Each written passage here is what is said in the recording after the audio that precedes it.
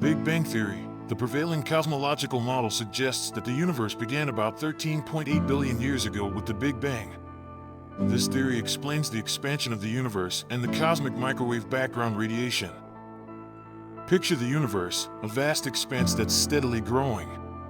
It all started approximately 13.8 billion years ago.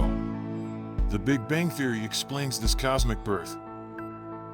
Imagine a singularity, an infinite density point. Suddenly, it violently explodes. This explosion is the Big Bang. The aftermath? An expanding universe. The Big Bang Theory posits this continuous growth, a space constantly stretching. Ever heard faint cosmic background noise on your radio?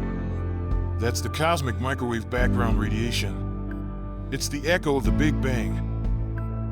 The Big Bang Theory is our best understanding of the universe's history. It's science's grand narrative of cosmic evolution.